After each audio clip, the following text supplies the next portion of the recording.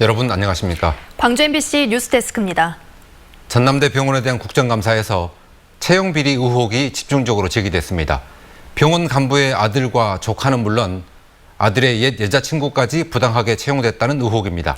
아빠 찬스, 삼촌 찬스도 모자라 남친 아빠 찬스라는 말까지 나왔습니다. 보도에 이계상 기자입니다.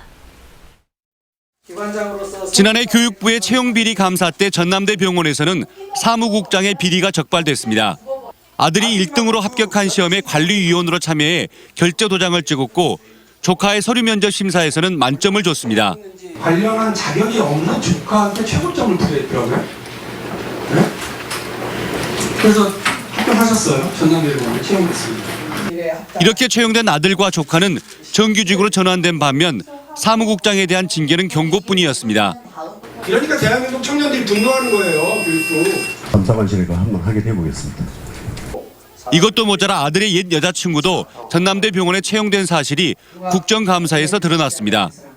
그 10명 합격자 중에 전남대 병원 실습 경력 딱 한 줄밖에 없는 사람이 딱 둘이에요. 예?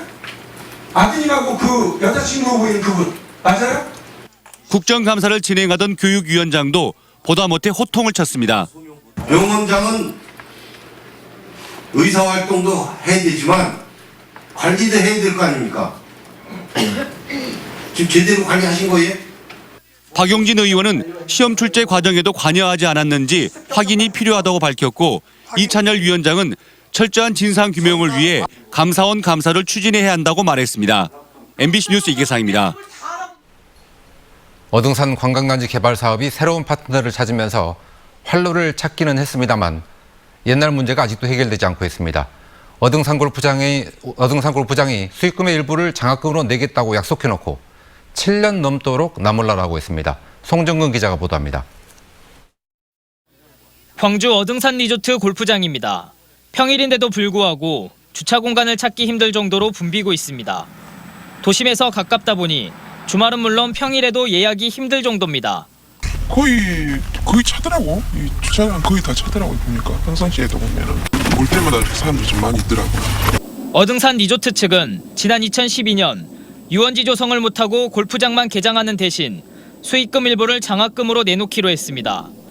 광주시를 상대로 한 소송에서도 법원은 대중제 9월에 운영 과정에서 발생하는 순수익으로 장학재단을 설립해 계속 기부하라는 강제조정 결정을 내렸습니다. 어등산 리조트 측은 적자가 나더라도 1년에 2억 원씩 기부한다는 각서까지 제출했습니다. 하지만 현재까지 출연한 장학금은 한 푼도 없습니다. 정부 감사에서도 이런 상황은 문제가 됐습니다. 2년 전 정부 합동감사에서 이 문제의 책임을 물어 광주시는 기강 경고를, 담당 공무원은 징계를 받기도 했습니다. 광주시는 올해 3월 기부금 납부이행 TF를 구성하고 최근까지 10차례에 걸쳐 납부이행을 공고했습니다. 당초 약속한 바하고 맞지 않기 때문에 그동안에 이행하지 않았던 정부에 대해서 사업계획서를 제출해달라고 재체코를 했습니다마는 아직도 이행되지 않아서 이에 대해 어등산 리조트 측은 법원의 판결은 순수익을 출연하라고 돼 있는데 당시 공사지연 등으로 발생한 이자 비용과 대중제 특성상 적자가 발생하고 있어 당장 장학금을 낼 수 없다는 입장입니다. 하지만 어등산 골프장은 대중제와 회원제를 따로 운영하지 않고 있어 적자 기준 역시 모호한 상황이어서 광주시에 보다 적극적인 조사가 필요하다는 비판이 일고 있습니다. MBC 뉴스 송정근입니다. 어등산 관광단지 조성 사업과 관련해서 이행보증금 납부 문제가 새로운 걸림돌로 불거졌습니다. 광주시에 따르면 우선 협상 대상자인 서진건설이 사업 추진을 담보하는 이행보증금을 3단계로 분할 납부하겠다는 안을 제시했습니다. 서진건설은 전체 사업비의 10%인 480억 원을 현금으로 내거나 16억 원가량의 보증보험료를 내야 하는 상황에서 이같이 제안한 것으로 알려졌는데 광주시는 법률 검토를 거쳐서 분할 납부는 불가능하다는 입장을 전달했습니다. 기아 타이거스가 오랜 고민 끝에 구단 사상 처음으로 외국인 감독을 선임했습니다. 메이저리그에서도 감독을 한 경험이 있는 맷 윌리엄스라는 분인데 새로운 감독 체제에서 팀 색깔이 어떻게 바뀔지 주목됩니다. 이재원 기자의 보도입니다. 기아 타이거즈는 제9대 사령탑으로 지난 2013년부터 2015년까지 워싱턴 내셔널스의 지휘봉을 잡은 맷 윌리엄스 전 감독을 선임했다고 밝혔습니다. 구단 사상 첫 외국인 감독으로 선임된 윌리엄스 감독은 메이저리그에서 17시즌을 뛴 스타 플레이어 출신으로 지난 2010년부터 지도자 생활을 시작했고 워싱턴 감독 시절에는 내셔널리그의 감독상을 수상하기도 했습니다.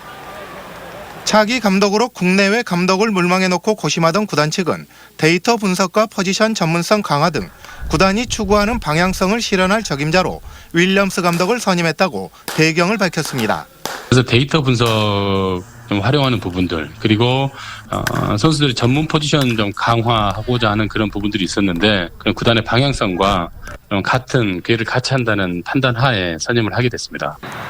특히 올 시즌에는 지난 2017년 우승을 이끈 주축 선수들의 노쇠화가 뚜렷했고 FA가 되는 안치홍과 김선빈의 잔류 여부도 불투명해 내야수 리빌딩 등 팀의 체질 개선에 적합한 인물이라는 것도 선임 배경으로 꼽히고 있습니다. 오는 17일 입국하는 윌리엄스 감독은 곧바로 마무리 훈련 캠프에 합류해 팀의 훈련을 지휘할 예정입니다. 한편 감독 후보군으로 분류됐던 박흥식 감독 대행은 내년에도 퓨처스 감독을 맡게 됐습니다.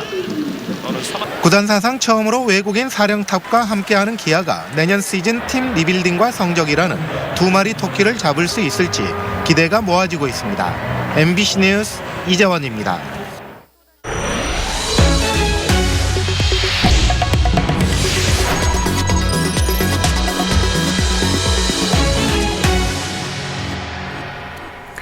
광주 전남에서 외국인 강력범죄가 잇따르고 있습니다. 특히 외국인들끼리 다투다가 범죄로 이어지는 경우가 최근 자주 발생하고 있습니다. 보도에 남궁욱 기자입니다.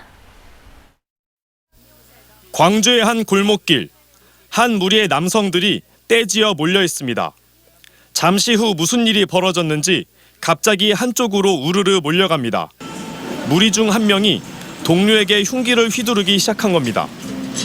흉기를 가져온 A씨는 이곳에서 러시아인의 팔을 찌르고 이를 말리던 우즈베키스탄인의 허벅지를 찌른 뒤 그대로 도주했습니다. 옷을 벗고 이게 피가 막 나왔어요. 다른 거 못 봤어요. 피가 많이 났어요. 예. 흉기에 찔린 36살 A씨와 23살 B씨는 생명에는 지장이 없는 것으로 알려졌습니다. 경찰은 평소 알고 지내던 이들이 술값 문제로 다투다 이 같은 범행을 저지른 것으로 보고 카자흐스탄 국적의 30대 남성을 쫓고 있습니다. 비슷한 시각, 나주에서도 외국인 사이에 시비가 붙었습니다. 양계장에서 일하는 태국인 노동자 27살 A씨는 동료 30살 B씨의 머리를 흉기로 내려쳤습니다. B씨는 병원으로 옮겨졌지만 생명이 위독한 상태입니다.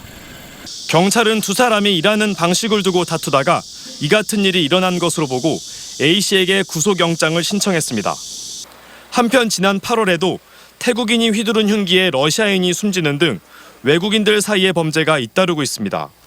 최근 4년간 광주와 전남에서 발생한 외국인 강력 범죄는 살인 20여 건을 비롯해 총 3,000건에 육박하고 있습니다.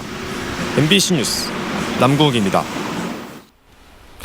연이어 불어닥친 태풍의 영향으로 전국 3만 헥타르의 논에서 피해가 발생한 것으로 집계됐습니다.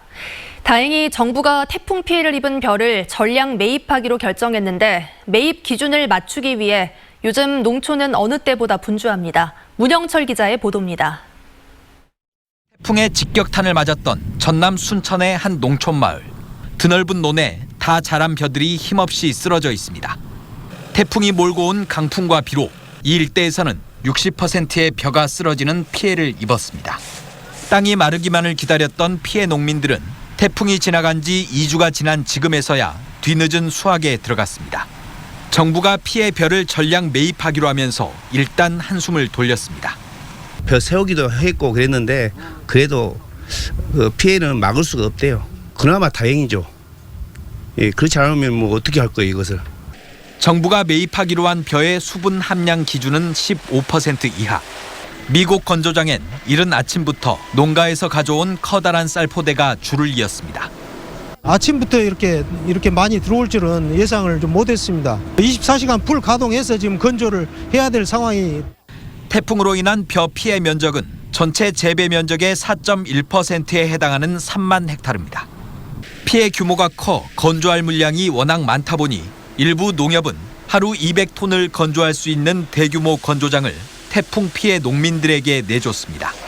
고령사에 접어들었기 때문에 농가에서 이거를 직접 건조한다면 거의 불가합니다. 피해 벼만을 구분해가지고 DSC를 정해서 지금 수매를 하고 있습니다.